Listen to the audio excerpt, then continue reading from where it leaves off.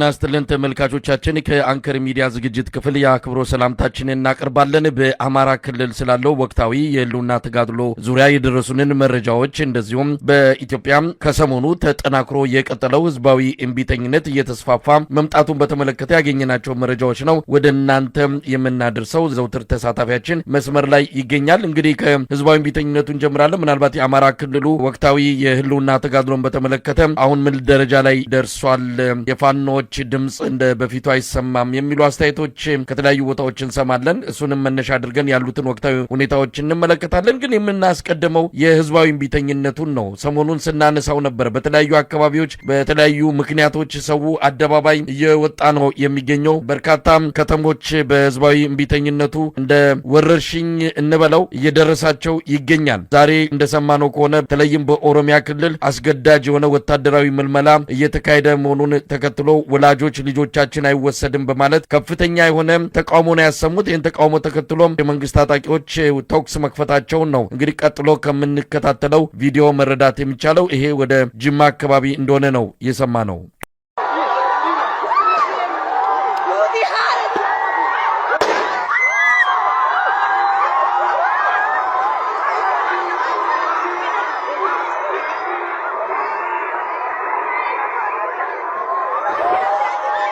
ሌላው ከሹፌሮች እንቅስቃሴ ጋር በተያያዘ በተለይ ኦሮሚያ ክልል ላይ በየቦታው የኮቴ ክፈሉ የሚባሉ ሹፌሮች፣ ታፍነው የሚወሰዱ ሹፌሮች፣ የሚገደሉ ሹፌሮችን መነሻ አድርገው የተቃውሞ ሰልፍ በአዲስ አበባ ሁሉ መካሄዱ ይታወሳል። ነገር ግን በዚህ ወቅት ላይ በተለይ በኦሮሚያ ክልል ወደ መቂ አለም ገና አካባቢ ሹፌሮች፣ ወደዚህ ወደ አዳማ ናዝሬት አካባቢ እንደዚሁ የከባድ ተሽከርካሪ ሹፌሮች በሚሊሻና በአካባቢው ታጣቂዎች የኮቴ ካልከፈላችሁ እየተባለ ነው። አንድ ሹፌር በአንድ ጉዞ 5 ቦታ ላይ የኮቴ የሚጠየቅ ሆኖ በጣም በከፍተኛ ኪሳራ ላይ የሚያገኙትን በሙሉ ለሚሊሻና ለታጣቂዎች እየከፈሉ ከፍተኛውን ችግር ውስጥ ገብተዋል። ያንን በመቃወማቸው እንደዚሁ ሮሮ ሲያሰሙና በአጸፋውም ቶክስ ሲከፈትባቸው የሚያሳይ ቪዲዮም እንደዚሁ ባጭሩ እንመልከት። ምንድን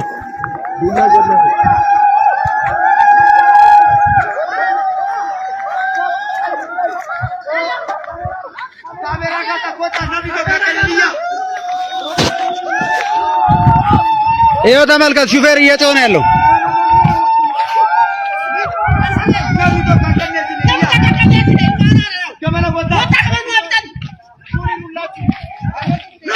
እንደዚህ አይነቱ ነገር በየቦታው እየተከሰተ ነው። በተለያዩ የኢትዮጵያ አካባቢዎች መምህራን አድማ እያደረጉን ያሉ ሰልፍ እየወጡ ነው የሚገኙት። በአፋርም እንደዚሁ አሁንም እንደቀጠለ ነው የሰማነው። ጦርነት አንፈልግም የሚል ሰልፍ እየተካሄደ ይገኛል። በትግራይም አዲግራት አካባቢ የአርሚ 15 አባላት ወጥተው ጦርነት አንፈልግም በሚል ተቃውሞ ማሰማታቸውን ነው እየተገለጸ ያለው። ኢትዮጵያውያን እውነት ለመናገር ከየአካባቢው አጀንዳ ይዘው የየራሳቸውን በአብዛኛው ተመሳሳይ ነው፣ ነገር ግን አደባባይ እየወጡ ይገኛሉ። ይሄ ነገር እየተስፋፋ ነው። አገዛዙም ተስፋ የመቁረጥ ይመስላል። አስገዳጅ የሆነ ምልመላ በማድረግ ላይ ይገኛል። ምልመላው በተለይ ኦሮሚያ ክልል ተጠናክሮ ነው የቀጠለው። ለምን ኦሮሚያ ክልል ሆነ የሚለው በራሱ ሰፊ ትንታኔ የሚያስፈልገው ነው። ወደ አንተ ልምጣና ምንድን ያለው የኢትዮጵያ ሕዝብ እውነት ነው ጦርነት አንፈልግም እያለ ከዛሬ 5 ዓመት ጀምሮ ነው የጠቅላይ ሚኒስትር አብይ አህመድ ጦረኛ ፖሊሲ ቀርጾ አንዴ በምስራቅ አንዴ በሰሜን አንዴ በማዕከላዊ በተለያዩ ክልሎች ጦርነትን ዋነኛ ግብአት ይዞ እንቅስቃሴ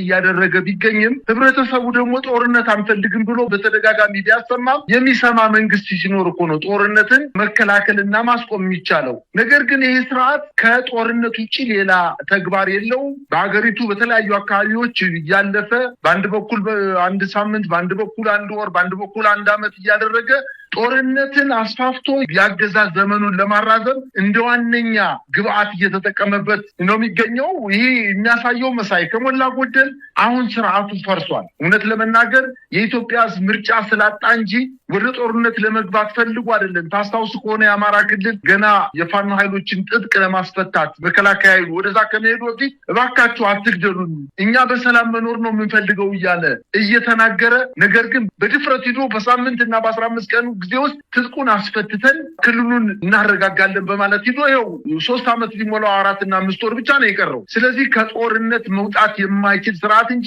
የኢትዮጵያ ሕዝብ ልመና ላይ ነበረ። እባክህ ወደ ጦርነት አንግባ፣ ልማቱን አናውድመው፣ የነበረችንን ጥሪት ሁሉ አታውድመን በማለት ልመና አድርጓል። ይሄን ግን ሊሰማ የሚችል መንግስት ስለሌለ አሁን ሳይወድ በግዱ የኢትዮጵያ ሕዝብ ባገኘው አጋጣሚ ሁሉ በውጊያም በሰላማዊ አመፅም በአድማም በተለያየ መንገድ ስርዓቱን እየቦረቦረውና እያኮሰመነው እያደከመው እንደሚገኝ ነው በበርካታ አካባቢዎች ላይ መረጃዎች የሚያመላክቱት። አንተ እንዳልከው በቆቃ ከሞጆ ከተማ ተነስተን ወደ አዋሳ ስንሄድ በቅርብ ርቀት ከሞጆ ከተማ በቅርብ ርቀት የምትገኝ ታዳጊ ከተማ ነች። ቆቃ ወንዝ ላይ የምትገኝ ከተማ ነች። በዚህ ከተማ ላይ በርካታ መኪኖች ተኮልኩሎ ቆመው፣ ነገር ግን የመንግስት ታጣቂዎች የኮቴ ካልከፈላቸው አታልፉም በማለት ሹፌሮቹ አመፅ አስነስተው ከታጣቂዎች ጋር ተደባድበዋል። ከፍተኛ ግጭት ውስጥ ተፈጥሯል። መምህራን እንዲሁ በጣም በተለያየ አካባቢዎች በተለይ በዋናነት በሲዳማ ክልል፣ በደቡብ ክልል፣ በደቡብ ምዕራብ ክልል፣ በቤንሻንጉል ጉሙዝ ክልል፣ በኦሮሚያ ክልል በበርካታ አካባቢዎች ላይ መምህራን ደሞዝ ጭማሪው አልደረሰንም በማለት የስራ ማቆም አድማ አድርገው መንግስትን እያስጠነቀቁ ይገኛሉ። በሲዳማ በ2 እና በ3 ወረዳዎች ላይ የመንግስት ወረዳ ስራ አስፈጻሚዎች የመምህራንን ጋውን ለብሰው ትምህርት እየተካሄደ ነው፣ የጠላት ኃይሎች የሚያስወሩት ወሬ ውሸት ነው፣ ይሄው ተማሪዎችን ሰብስበን እያናገር ነው በማለት 4 እና 5 ተማሪዎችን አስቀምጠው ጋውን ለብሰው በአስተማሪዎች ቦታ ላይ ተቀምጠው የወረዳ አመራሮች ትምህርት እንዳለ እያስመሰሉ የሚገኙት በፍጹም ሐሰት እንደሆነ ወዲያውኑ ሳያድር መረጃው ወጥቶባቸዋል። ግን በአጠቃላይ የሰላማዊ ትግሉ በጣም በከፍተኛ ሁኔታ ተስፋፍቶ እንደቀጠለ ነው የሚገኘው። በበርካታ አካባቢዎች ላይ ሰራዊት አሰማርቶ የማታለያና የመደለያ ምክንያቶችን እየተጠቀመ ለማብረድ ከፍተኛ እንቅስቃሴ ቢያደርግም ይህ አልተሳካለትም። ይባስ ብሎ ደግሞ በኦሮሚያ ክልል አሁን ሚሊሻዎችን ወጣቶችን በገፍ እያስተማራ በአማራ ክልል እየተመታ በመሆኑ አሁን ወንድ አልቆ ወደ ሴቶች ወደ ትልልቅ እናቶች ሴቶች በመዞር አረንጓዴ ቅጠል ልብስ አልብሰው ትልልቅ እናቶችን የሚሊሻ ስልጠና ወሰዱ በማለት እያንገላታቸው እንደሚገኝና በአጠቃላይ ስርዓቱ ግን የከሰረና የተበተነ በአጠቃላይ የተሸነፈ ስርዓት የሚባል ደረጃ ላይ እንደደረሰ ነው ማየት የቻልኩት። መሳይ በጣም አስገራሚ ነው። እናቶችን ቅጠል አልብሶ ስልጠና የሚሰጥበት ምንድን ነው ምክንያቱ የሚለውን ለማጣራት ሞክረናል። ምናልባት ለወታደራዊ ስልጠና ነው ለሌላ ወይስ ድራማ እየተሰራ ነው? በጣም አስገራሚ ነገር ነው። እንደሰማነው ከሆነ እናቶች ተመሳስለው ከሚመጣባቸው ጥቃት ከማን እንደሚጠበቁ ማንን እንደሚከላከሉም ግራ የሚያጋባ ነገር ነው። ስርዓቱ የፍርሃቱ ልክ መረኑን የለቀቀ መጠኑን ያለፈ ገደቡን ያለፈ ሆነና የሚያደርገውን ነገር ሁሉ የሚያቅ እስከማይመስል ድረስ በድንጋጤ እንዲህ አይነቱን ነገር ያደረገ ይገኛል። በእውነት ማብራሪያ እስከምናገኝ ድረስ እውነት ይሄ እናቶችን ቅጠል አልብሶ ወታደራዊ ስልጠና የሚመልስ ነገር ማድረጉ ለምን እንደሆነ ማብራሪያ የሚሰጥ ከሆነ እንጠብቃለን። ለማንኛውም ወደ አማራ ክልል እንግባ። በአማራ ክልል ያለው ሁኔታን በተመለከተ ተመልካቾች እንደዚሁ እንቅስቃሴው ተቀዛቀዘ። ምን እያደረጉ ነው? አብይ አህመድ ባህር ዳርና ጎንደር ደርሶ መጣኩ ምንድነው? ስለዚህ ፋኖች የት ሄደው ነው? እነሱን የበላ ጅብ አልጮኋለ የሚሉ ነገሮች ሰሞኑን ስንቀበል ነበርና እንደው ከዚህ ጋር በተያያዘ የሚሰሙ ነገሮች አሉ። ምንድነው ምክንያቱን? ምናልባት ፋኖች በተለየ ሁኔታ በዚህ ሰሞን ያላደረጉት ያኔ ሲያደርጉ የነበሩት በዚህ ሰሞን ያላደረጉት ነገር ኖሮ ነው? ምንድነው እስቲ ምክንያቱ? በአማራ ክልል አሁንም በሁሉም አካባቢዎች ከፍተኛ ውጊያ እየተደረገ እንደሚገኝና ይህ የተለመደው ወታደራዊ ጥቃት መንግስት የፈረደበትን የደሃ ልጆችን በገፍ ወደ ክልሉ እያስገባ ብዙ ሳይዋጉ ይገደላሉ፣ ይማረካሉ፣ ይከዳሉ።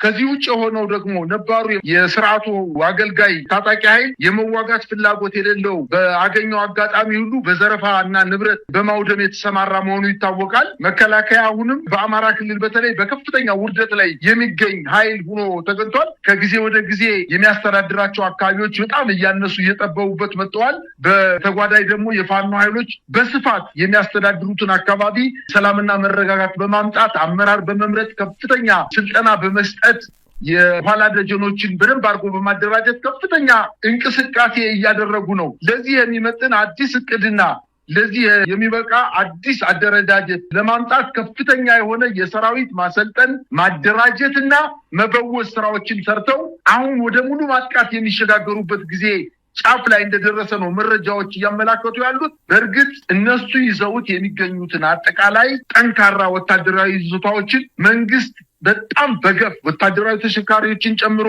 ሚኒሻዎችን፣ አድማ ብተናዎችን፣ ፖሊሶችን የብልጽግና አመራሮችን እንዲሁም ጸረ ሽምቅ የሚባል አዲስ አደረጃጀት ይዞ በበርካታ አካባቢዎች ላይ መልሶ የተነጠቀውን ለመያዝ ከፍተኛ ጥረት እያደረገ ቢሆንም የፋኖ ኃይሎች እዛ አካባቢ በመልሶ ማጥቃት ከፍተኛ ምት እየመቱ እየበተኑ እየመለሱት እንደሆነ ነው መረጃዎች የሚያመላክቱት። ግን ጦርነቶቹ እየተካሄዱ ነው። አሁንም መከላከያ ሰራዊት በአንዳንድ ወረዳዎች ላይ ወረዳዎችን እየደቀቀ ወደ አንዳንድ ማዕከላት ጠንከር ወዳሉ የዞን ከተሞች ላይ ራሱን እያሰባሰበ እንደሚገኝ፣ ነገር ግን የፋኖ ኃይሎች አሁንም በማጥቃት የቀጠሉ መሆኑንና ነገር ግን በእንደዚህ አይነት ሁኔታ መሄድ ረጅም ጊዜ ሊቆይ ይችላል የሚል እምነት ስላላቸው እንደገና ሰራዊታቸውን በአዲስ አደራጅተው በአጭር ጊዜ ውስጥ ይህ ስርዓት ከአማራ ክልል የሚወጣበትን አዲስ የሆነ አደረጃጀት ፈጥረው ወደ እንቅስቃሴ መግባታቸውን ነው መረጃዎች የሚያመላክቱት። ለምሳሌ የአማራ ፋኖ ብሔራዊ ኃይል ምዕራብ አማራ ቀጠና ቴዎድሮስ እዝ በምስራቅ ጎጃም በተለያዩ ወረዳዎች በሚገኙ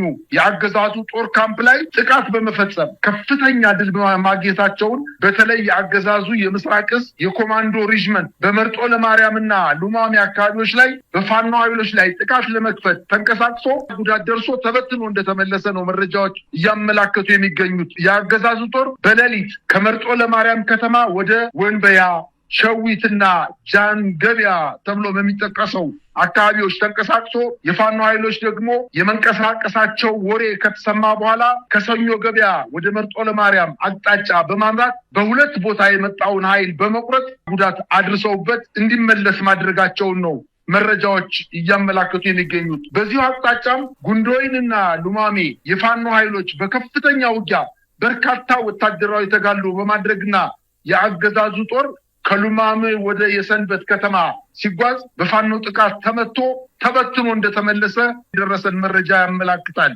የአማራ ፋኖ ብሔራዊ ኃይል ምዕራብ አማራ ቀጠና ቴዎድሮስ እዝ 206ኛ ኮር 34ኛ ክፍለ ጦር ዛምብራ ሻለቃ በአንድ ሻለቃ ብቻ የተመራ በደጀን ከተማ በፈጸመው ማጥቃት በደጀን ከተማ አቅራቢያ መንጂ በተባለች ቦታ ላይ ጥቃት በመፈጸም በአገዛዙ ጦር ላይ ጉዳት በማድረስ የተለያዩ የወረዳው አመራሮችን ጨምሮ ከ20 በላይ የአገዛዙን ጦር መደምሰስ መቻላቸውና በዚህ የተመታው ኃይል ሸሽቶ ወደ ደጀን ከተማ እንደተመለሰ መረጃዎች ያመላክታሉ። በሌላ ዜና እንዲሁም በጎንደር አካባቢ ጎንደር ቀጠና ከአዲስ ዘመን ማክሰኝት መካከል ላይ ከባህር ዳር ወደ ጎንደር በኮንቮይ ሲጓዝ የነበረ በርካታ ቁጥር ያለው የአገዛዙ ጦር በተከታታይ በተለያዩ ቦታዎች ጥቃት ደርሶበት በርካታ ጦሩ ሲደመሰስ ወታደራዊ ተሽከርካሪዎች መማረክ መቻላቸውን አስታውቀዋል። ጥቃቱ ጣራ ገዳምን ካለፈ በኋላ አርኖ ጋርኖ እና ማክሰኝት ከተባሉ ቦታዎች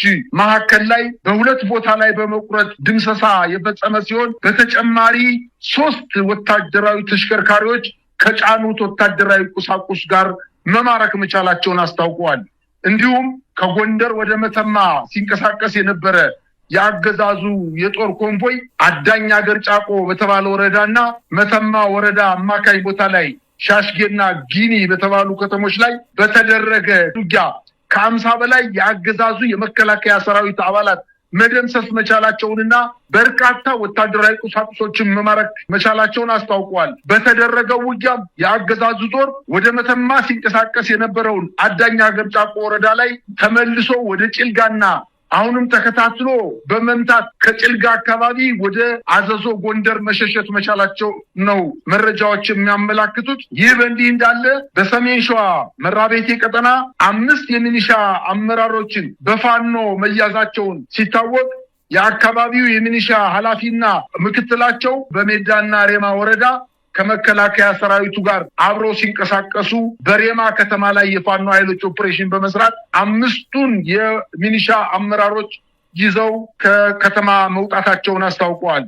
ይህ በእንዲህ እንዳለ የምስራቅ አማራ ኮር 1 አሳምነው ክፍለ ጦር እና ምስራቅ አማራ ኮር 2 ዞብላምባ ክፍለ ጦር አሃዶች በፈጸሙት ማጥቃት ወሳኝ ወታደራዊ ቦታ የሆነችውን በቅሎ ማነቂያን ሊቆጣጠር የመጣውን የአገዛዙን ጦር መክቶ በመመለስ የበቅሎ ማነቂያን ጦር ሳያስደፍሩ መቅረታቸውና የአሳምነው ክፍለ ጦር 3ኛ ሻለቃና ዞብላምባ ክፍለ ጦር 7ኛ ሻለቃ በጥምረት በመልሶ ማጥቃት ድል መጎናጸፋቸውን የተሰማው መረጃ ያመላክታል። በዚያው አካባቢ በአምባሰል ተራሮች አካባቢ አሁን ከፍተኛ ውጊያ እየተደረገ ሲሆን በተለይ በድላንታና ፈንታ ወረዳዎች ላይ የአገዛዙ ጦር ክሳራ የደረሰበት መሆኑ ይታወቃል። ከተንታ ወረዳ ወደ በሽሎ እና ቡና ቀበሌዎች ላይ ሲንቀሳቀስ የነበረው የአገዛዝ ጦር ከድላንታ ወረዳ ወደ ጎርሽ ሜዳ በሁለት አቅጣጫ ሲጓዝ የነበረ የአገዛዝ ጦር በፋኖ ኃይሎች ጉዳት ደርሶበት ከውጊያ ቀጠናው በመሸሸት ወደ ወልዲያ ከተማ መሸሸቱን ለማወቅ ተችሏል። በአጠቃላይ በመከላከያ ኃይሉና በፋኖ ኃይሎች መካከል እየተደረገ ያለው ትንቅንቅ በፋኖ ኃይሎች ከፍተኛ ድል እየተመዘገበ ሲሆን መከላከያ በአማራ ክልል ተስፋ እየቆረጠ ሲመጣ በእነማይ ወረዳ ገጠር ቀበሌዎች ላይ አርሶ አደሮችን አፈሳ በማድረግ የሰለጠኑ ሚኒሻዎች ናቸው በማለት 37 የሚኒሻ አባላትን አሁን አጨዳ እየተካሄደ ባለበት ወቅት ገበሬዎችን ሰብስቦ ወደ ብቸና ከተማ ወስዶ እንዳሰራቸውና እነዚህን ለሚዲያ ፕሮፓጋንዳ የአማራ ክልል ይደግፈኛል የሚኒሻ ኃይሉም እየሰለጠነ ነው በማለት በየወረዳው ተመሳሳይ ድርጊት ሊፈጸም እንደሚችልና ጥንቃቄ ማድረግ እንዳለበት ሚኒሻው የዛ አካባቢ የፋኖ አመራሮች አስታውቀዋል። በአጠቃላይ በአማራ ክልል ከፍተኛ ውጊያ እየተደረገና በመከላከያ ሰራዊቱ ላይ በበርካታ የውጊያ ቀጠናዎች ላይ ክሳራ እየደረሰበት እንደሆነ ነው መረጃው የሚያመላክቱት። መሳይ አሁን እንግዲህ የተለያዩ የፋኖ አመራሮችንም አነጋግረናል።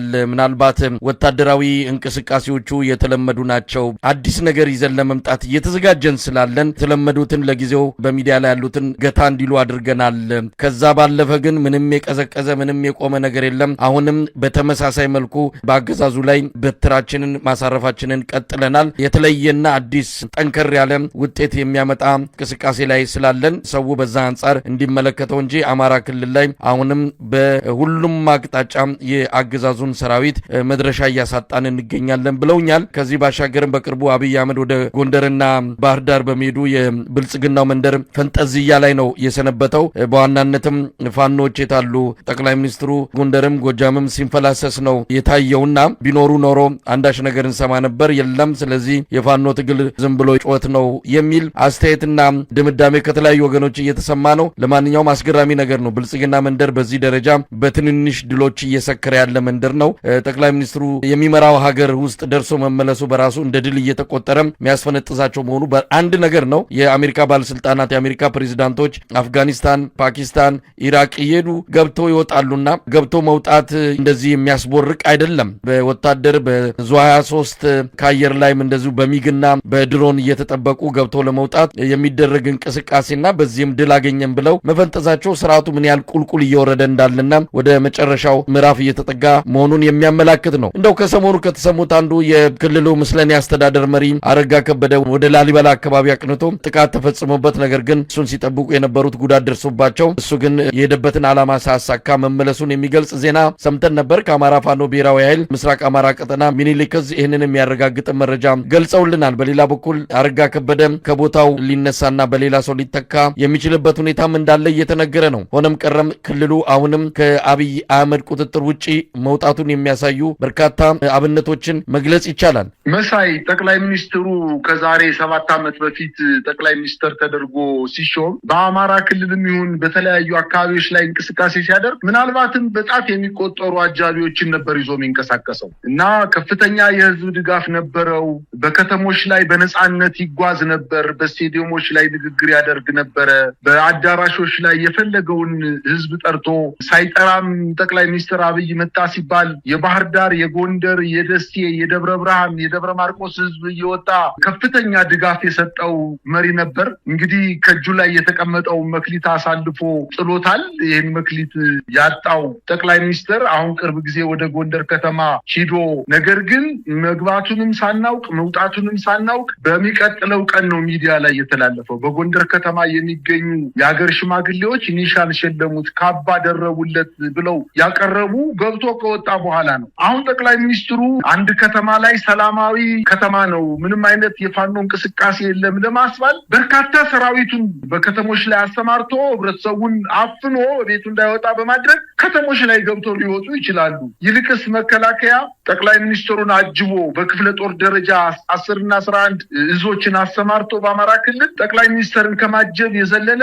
ምንም ድል ያላገኘ አገዛዝ እንደሆነ ሁሉም የአማራ ሕዝብ በሙሉ አውቆታል። የፋኖ ኃይሎች ግን የማረኩትን በስነ ስርዓት እያያዙ የገደሉትን በስነ ስርዓት እየቀበሩ ጠፍቶ የሚመጣውን የመከላከያ ሰራዊት ያመጣውን ክላሽ ዋጋ ከፍለው መታወቂያ አውጥተው ዩኒፎርሙን አውልቀው አዲስ ልብስ አሰፍተው ከቤተሰቦቹ ጋር አገናኝተው አብልተው አጠጥተው ወደ ቤተሰብ ነው የሚሸኙት። ይሄ በኦሮሞ ህዝብ ዘንድ፣ በጋምቤላ ህዝብ ዘንድ፣ በቤንሻንጉል ህዝብ ዘንድ፣ በአጠቃላይ በኢትዮጵያ ህዝብ ዘንድ ከፍተኛ ከበሬታ በማግኘቱ እነዚህ ወደ ቤተሰቦቻቸው የሄዱ የኦሮሞ ወጣቶች በኦሮሞ አፈሳ ሲደረግ በወጣቱ ለእናቶቻቸው ስለነገሩ ከነዚህ መልካም ከሆኑ የፋኖ ኃይሎች ጋር ልጆቻችን ደው መዋጋት የለባቸውም በማለት አሁንም ከመከላከያ ጋር ትንቅንቅ እያደረጉ ነው። ከክልሉ ልዩ ኃይል ጋር ትንቅንቅ እያደረጉ ነው የሚገኙ። ስለዚህ በአጠቃላይ መከላከያ በአማራ ክልል ሽንፈት ደርሶበታል ብቻ ሳይሆን በሽንፈት የተጠናቀቀበት ጊዜ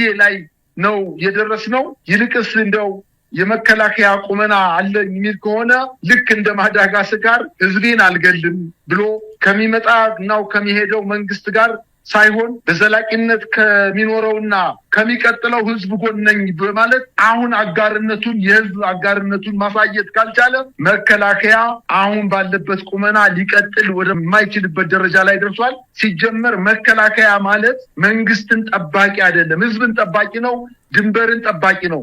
አልፋሽቃን አሳልፎ የሰጠ መከላከያ በደቡብ ክልል በጋምቤላ ክልል እንዲሁ የደቡብ ሱዳን ኃይሎች መጥተው 2 እና 3 ወረዳ ተቆጣጥረው ባንዲራ ቀይረው ወረዳ ስም ቀይረው ህዝቡን አባረው ራሳቸው የወርቅ ማዕድን ማውጣት ደረጃ ላይ እስኪደርሱ ድረስ ምንም ያላለ ስርዓት በአማራ ክልል ጠቅላይ ሚኒስትሩን አጅቦ አገሩ ሰላም ነው ምድሩም ጥጋብ ነው ለማስባል የሄደበት መንገድ ይሄ አይናችሁን ጨፍኑና ላሞኛችሁ አይነት አካሄድ የአማራ ህዝብ በደንብ አድርጎ ገብቶታል፣ ነቅቷል። ከእንግዲህ በኋላ የሚመለስ ወደኋላ የሚያፈገፍግ ኃይል እንደሌለም እነሱ አውቀውታል። እውነት ለመናገር ውጊያ በሚደረግባቸው አካባቢዎች ላይ መሳይ የማረኩት ወታደር ሳይኖር ነገር ግን የመከላከያ ድረ ገጾች ላይ ገብተህ ብትመለከት በአንድ በኩል በዚህ ቀጠና ላይ በዚህ ቀን በተመሳሳይ ቀን አንዱ ሚዲያ ከ140 በላይ እዚህ ቀጠና ላይ ውጊያ ከ140 በላይ የጽንፈኛው ኃይል ገደል ይላል። ትንሽ ቆይቶ ደግሞ ምናልባት ከሰዓታት ቆይታ በኋላ ደግሞ 90 ምናምን ገደል ይላል። አንድም የተገደለ ወይንም የተማረከ ወይንም እጅ ሰጠ የፋኖ ኃይል ሳያሳዩ ነገር ግን እርስ በርሱ የሚጣረስ መረጃ እያቀረቡ ነው። ምናልባትም ትላልቅ ጀነራሎች፣ ወታደራዊ ጀነራሎች፣ ትልልቅ የመንግስት ስራ አስፈጻሚዎች ጠቅላይ ሚኒስትሩን ጨምሮ በአማራ ክልል ውጤት አላመጣችሁም፣ ድል አላመጣችሁም ተብለው ጉሮሯቸውን ስለታነቁ ይሄው ተዋክተን ይህን ያክል ማርከን ይህን ያክል ገለናል እያሉ ሪፖርት ለማቅረብ ካልሆነ በስተቀር መከላከያ በአማራ ክልል በፍጹም አልቻለም፣ ተመቷል። አሁንም እየተመታ ነው የሚገኘው። ምናልባትም በቅርብ የመከላከያ ኃይሉ በፋኖ ኃይሎች ሙሉ በሙሉ ተመቶ ከዛ አካባቢ እንደሚወጣ ምንም ጥርጥር የለውም። የፋኖ ኃይሎች አደረጃጀታቸውን ቀይረዋል፣ የውጊያ ስትራቴጂያቸውን ቀይረዋል። አሁን ከመከላከያ አቅም በላይ በመሆናቸው አጠቃላይ በክልሉ ጥርርግ አድርጎ ለማስወጣት ከፍተኛ ዝግጅት እያደረጉ እንደሆነ ነው መረጃዎች የሚያመላክቱት። መሳይ እንግዲህ መከላከያ ሰራዊትን በተመለከተ ሰሞኑን የመከላከያ የክብር አባላት አንድ ዘመቻ ከፍተዋል። መከላከያን የነካም ኢትዮጵያን የነካ ነው፣ የመከላከያ ዋና ተልዕኮ ኢትዮጵያን መጠበቅ ስለሆነ መከላከያ መንካት ኢትዮጵያን ማፍረስ ነው የሚል አጀንዳ መዘው ዘራፍ እያሉ ናቸው ያሉት የመከላከያ የክብር አባላት። ያው እያስተላለፉ ያሉት መልእክት በጣም ግልጽ ነው። ወርቁ ለማንም ሰው ግልጽ ሆኖ እየቀረበ ይገኛል። መከላከያን አትንኩት፣ ምክንያቱም አብይ እንዲቀጥል ነው። መከላከያ መንካት አብይን መንካት ነው የሚል በውስጥ ታዋቂነት አብይን የመከላከል አይነት ዘመቻ ከፍተዋልና ምን ማለት ነው? መከላከያ የሚባለው ተቋም በአሁን ሰዓት እውነት ኢትዮጵያን እየጠበቀ ወይስ ኢትዮጵያን በየዕለቱ እያፈረሰ ነው ያለው? እነዚህ የመከላከያ የክብር አባላት ይህ አይነት አጀንዳ ተሰጥቷቸው በየሚዲያው ላይ በሰፊው ሊያስተጋቡት መዘጋጀታቸው ነው እንግዲህ ካጀማመራቸው መረዳት የሚቻለው። ለማንኛውም መከላከያን አትንኩት ብለው በሰፊው ዘመቻ ጀምረዋል። ምን ማለት ነው መሳይ? በመጀመሪያ ደረጃ እነዚህ ሰዎች የመከላከያ በእርግጥ መከላከያ የሚባል ኢትዮጵያ አሁን አለ ማለት አይቻልም። ነገር ግን እነሱ በሚጠሩት እንኳን ብንሄድ የመከላከያ የክብር አባል ከሚባሉ ይልቅ የመከላከያ የጡት ልጆች እንደሆኑ ነው እኔ የምረዳው። ከመከላከያ መመታት እና ከመከላከያ አጠቃላይ ድል መጠማት አንጻር እነሱ ወጣው መከላከያን ለማበረታታት የብልጽግና ደጋፊዎችንና አባላትን ለማጽናናት የወጡ ነው የሚመስለኝ። በአጠቃላይ ከዚህ በፊት በታሪክ ያልተማሩ መሆናቸውን እንኳን ምናልባት ከኛ በእድሜ በጣም የተላለቁ ሰዎች የሚገኙበት በሚዲያው ዘርፍ ትልልቅ ስም የነበራቸው ሰዎች ዛሬ ስማቸውን አርክሰው ከመከላከያ ሳሎን የማይወጡ ግለሰቦች ሆነዋል። ደርግ እንግዲህ ህዝባዊ ድጋፍ የሌለውና ሁሉን ነገር በጦር ለመፍታት ሞክሮ ምን እንደገጠመው ለነዚህ ሰዎች ሊጠፋቸው የሚችል አይመስለኝም። እነዚህ የመከላከያ የጡት ልጆች ደግሞ ሁሉንም ችግር በጦር እንዲፈታ አሁን ግፋ በለው እያሉ ነው የሚገኙት። ነገር ግን አሁን ሀገር አለችን እንዴ? ኢትዮጵያ እኮ ፈርሳለች። እነሱ ሶሪያን እየጠቀሱ ሶሪያ አሁን የገጠማትን ችግር እየተናገሩ እንደ ሶሪያ ትሆናላችሁ አርፋችሁ አሜን ብላችሁ ይህን ስርዓት ከጫንቃችሁ ላይ ያስቀምጣችሁ ለዘመናት እሺ ብላችሁ አጎንብሳችሁ ኑሮ እያሉ ያሉት። ነገር ግን